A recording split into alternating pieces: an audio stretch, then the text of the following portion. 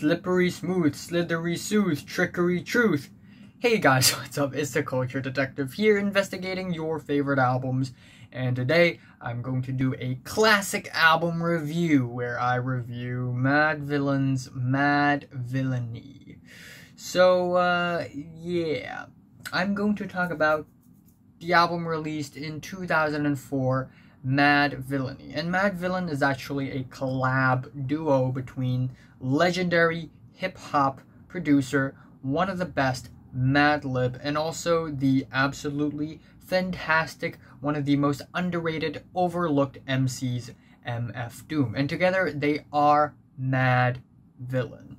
And they have only released one album together, and it is Madvillainy. But this album is not just your average rap album. This is in fact one of the most celebrated underground abstract hip-hop album of all time. And it is indeed very, very special, given that there are 22 tracks on this album, but only 42 minutes long. A lot of the tracks here are under 1 minute, maybe they are 50-something seconds, maybe they're 2 minutes long, 3 minutes tops. And so we have a variety of different songs with different structures and styles and samples and vibes and tones on this album, and it's just a variety. It's just a versatile set of tracks. Now, what makes this album very fantastic is indeed many things, actually. First of all, let's talk about MF Doom as an MC. MF Doom is a fantastic MC. He has a very iconic flow, which is very plain, very boring, may I even say. It's very icy, cold, it's very chilled, nonchalant, and this may turn a lot of people off. If you like your hip-hop loud, hardcore, energetic, you may not enjoy this album very much because MF Doom's flows are very calm and chilled. But actually, it is all a part of his character, and the way he plays his character on this album, it just makes this album so damn good. Also, what's special about Doom is that he has a very special voice. It's gravelly, grimy, dusty, and actually it perfectly fits with the samples that Madlib does on this album, because the samples on this album, they are grainy, dusty, maybe a little noisy, a little glitchy and cacophonous, and altogether it creates this very dusty, dark vibe of sort of a city full of crimes and full of just tragedy. And I think this album creates that atmosphere perfectly. Also, what I love about this album is the lyrics. Doom's pen game is, oh my gosh, Doom can write lyrics. Like, his lyrics on this album, they are genius. They're absolutely brilliant. The wordplay, the rhyme scheme on this album is basically a lyrical goldmine, and also all at the same time a plethora of just some of the most creative hip-hop sampling you can ever find on a rap album. And given that this album was released in 2004, it is so much ahead of its time. Also, what's funny about this album is that it's very cartoony. It's like Wu-Tang Clan kind of cartoony, but so much further. Given that this album is Madvillainy, MF Doom always describes himself as a villain, and how he would write rhymes off of a Heineken, and how he would have these violent thoughts, these villainous deeds, and he would describe himself in third person, which is really fun, and it just makes this album so much more enjoyable and so much more cartoony. Now, there are 22 tracks on this album, and I'm going to go over each and one of them, so sit back, relax, let's go. The album starts off with the Illest Villains, which is only an intro track, but I do appreciate it a lot. I really love how disjointed it is, the ringing sounds, it's really fantastic. These vocal clips of people screaming and yelling reminds me a lot of Wu-Tang Clan, except it's so much more cartoony. The spiraling drony sounds, as well as the glitchy clipping drums and these faint horns in the background, really set up the tone for the album really well, which transitions into the first core track of the album, Accordion. And Accordion is a legendary track. It is a legendary track. Of course, given that the track is called Accordion, the beat, it's accordion. Yes, but it's still a really smooth hip-hop beat. We get these tickety-tackety drum beats, also the very bouncy but almost hidden synth bass at around the 50-second mark. It's just so bouncy and smooth. Lines like "I got more cheese than Doritos, Cheetos, or Fritos." Also, "Keep your eye out" like "Aye, aye, Captain." And "Got more lyrics than the church got ooh lords." Then we have "Meat Grinder," which is the first track on the album that really clicked with me. Of course, when I first heard this album, I wasn't too crazy about it, but it took me so many listens for me to actually enjoy this album. But "Meat Grinder" is the first one that really stood out to me. I really love the relaxing but also repetitive intro with the very beautiful vocal harmonies, and then suddenly the song stops and we get these very villainous, sneaky bass line, bam bam bam, bam bam bam, and also these wailing guitars that once in a while pops out, bursts out, bow, bow, and it's almost like I'm watching a TV show in the 40s or in the 50s, sort of talking about a villain, which is exactly what this album is basically surrounding, you know, being a mad villain. Again, the lyrics, tripping off the beat, kinda dripping off the meat grinder. Also, the lyrics, they sort of deal with meeting a prostitute with schizophrenia and how she has a lisp.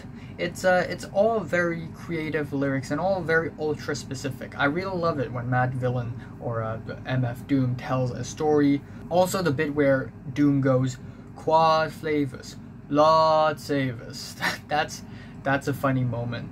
Up next we have the track Bistro, and it's a really fun, playful moment. I love the beautiful, gorgeous, stuttering, sweet bass, the very gorgeous watery harps on this track. They're absolutely angelic. They are heavenly. And MF Doom on this track sort of acts like he's a manager of a bistro, cafe in the lounge, over water, breakfast in bed, bistro, and he sort of introduces everyone who worked on this album. And yeah, this is really fantastic. Again, the sampling, the instrumentals, they are fantastic. Even when the instrumentals, they sort of stop suddenly in the middle of the track, it still feels so fitting for some reason. The yeah yeahs and the how do you do's laid all over this track is just a bit of an eccentricity that I like a lot. And next up we have the track Raid featuring MED, and we get these very beautiful summery bouncy pianos, also these shots of chipmunk vocals once in a while. And the lyrics, "How does Doom hold heat and preach non-violence? He's about to start the speech, come on, silence." And also later on, "Aight then." And yeah, a fantastic track. MED's addition to the track is really good as well. And then afterwards we have America's Most Blunted featuring Quasimodo. And if you don't know this, Quasimodo is actually just Madlib, but as a rapper. So Quasimodo. And Madlib actually used 17 samples for this track. 17 samples for one track. And it's not even like a big single or anything. And it's fantastic. We get these very robust, sharp bass, boom, boom, boom. Also these crispy drums. And the lyrics, it's a lot of fun, where Doom is nominated for rolling the best L's, and people are asking him how does he deal with stress so well. And overall, it's just such a bouncy and fun track. And then up next we have the track Sickfit, which is an instrumental track. The keyboards are really smooth. The shots of bass guitar is fantastic. And overall this track has a rainy and dusty vibe that I really enjoy. And the track Rainbows, it's not strictly speaking a rap song, but we have Doom singing over it in a very villainous way. Da, da, da, da, da, da, da. You also gotta appreciate the sporadic splashes of horns in the middle and in the beginning and at the end of the track. Anyways, next up we have the track Curls, and it's another highlight on the album for me. Curls is basically a track where Doom describes his villain self further, saying that everyone in this world are like squirrels trying to get a nut in his mad world. And also the very sad, tragic, rolling vibraphones on this track, and also the organs, they are absolutely beautiful. And I also really love the relaxing guitars, you know? It's sort of like the kind of guitars that would show up when you're walking, strolling in the park very relaxingly. It's the kind of guitars that show up, but then you get the very smooth, watery vibraphones.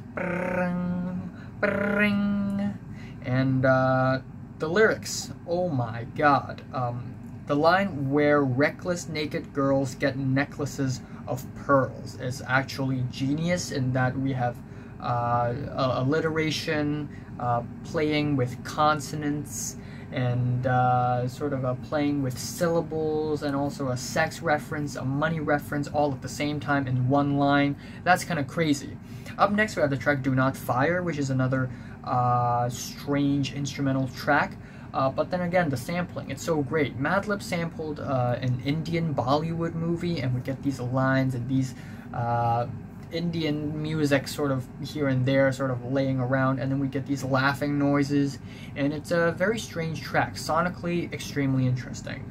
Money Folder is another highlight on the album for me. The vocal clips are really cartoony, and this track has these worrisome, smooth keyboards that are very beautiful, and lines like "can't understand it, ban it," and also how he would write rhymes off of heinies, and boy was they fine G, one black, one Spanish, one Chinese. The track "Shadows of Tomorrow" also features Quasimodo, which is Madlib, but a rapper, and with this little Mandarin sampled intro in a chipmunk voice, and then afterwards we get these speedy hand-picked guitars then just throughout the entire song.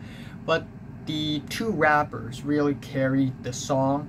They sort of talk about the concept of time, but in a very brutally honest way, especially when they start to talk about how yesterday belongs to the dead, and since the dead belongs to the past is yesterday, or the dead is yesterday.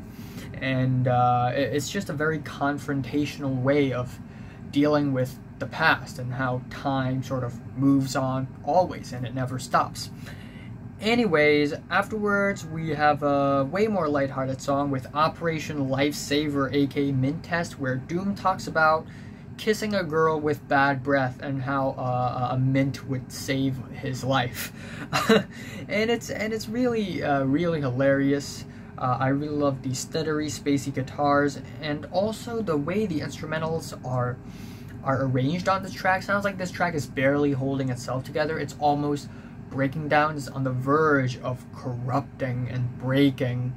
Anyways, the track Figaro, very great song, very great song. I love the nonchalant guitars, the relaxing keyboards in the beginning, and then the watery synths on the track. It's fantastic. Best MC with no chain you've ever heard. And also the rhyming scheme at around the 1 minute 30 second mark is mind melting. It is crazy. Where my brother go? Figaro, Figaro. The next track, Hardcore Hustle, features Wild Child, and he's actually the only rapper on the track. And the beat is just okay. It's really spacey, and Wild Child's flows are really energetic. And while this isn't a bad song at all, it certainly is, in my opinion, the weakest track on the entire album. However, the next track, Strange Ways, is fantastic. I really love the uplifting, muddy soul vocal samples in the beginning of this track, and also the unhinged, ambiguous strings that just sort of explodes at any time it wants to in the core bits of this track. They are fantastic. They pray 4 times a day, they pray 5, and ultimately this track is an anti-war song. It's about societal hypocrisy as well as the Iraq war and how unnecessary it is. Up next, we have the track Fancy Clown. The soft pianos are fantastic, alongside with the vocal samples that are very interestingly cut in a way it sort of helps the beat moving. And this track is essentially about a breakup, but it's still having this very cartoony style to it, which I really love. Also, Victor Vaughn is featured, and he's a very underground, unknown rapper. And because of this track, his career sort of skyrocketed. So, Madvillain. Next up, we have the track I, where Stacey Epps is the only person who provide vocal work on it, and she sort of sings on top of it, and the layers of her vocals, the way it's so reverby and cascading off of one another, yet sounding kind of glitchy, it's fantastic. Also, the very beautiful R&B sampling is just brilliant. Up next, it's Supervillain theme, which is also an instrumental track. We get these worrisome, sour guitars, and together they flow so nicely, and it is just very, very beautiful, very gorgeous, even for an instrumental track. I absolutely love this track. And then we have the track All Caps, which is the big single of this album, and easily my favorite track off of the entire album. I really love the transcendental opening. The instrumentals, they are cartoony, but yet they are relaxing and very, very large, very bold, really. And then we get these watery pianos, and then these supermarket style keyboards, like the kind of music you would hear playing in the background in a supermarket, but the way they're arranged, it's so smooth and it's so light. Just remember all caps when you spell the man name. The lyrics on this track, they are fantastic. The penultimate track is Great Day, and it is a very dreamy, ethereal track with relaxing keyboards. Again, performance on point, instrumentals on point, sampling on point. The Matrix reference is the cherry on top, and the album ends off with Rhinestone Cowboy, which is just a very fantastic album finisher. It feels final, and that's what I really love about closing tracks, is that they have to, if they're really great closing tracks, they would feel final, and this track totally captures that finality really well. It's very beautiful, very dreamy, these wailing synths, it's just heavenly, angelic, and then these applause, right? And Madlib actually sampled these hand claps, these applauses, and sort of turn them into a beat instead of just discarding them, which is really hilarious. Goes to show how creative the guy can be, and also got more soul than a sock with a hole.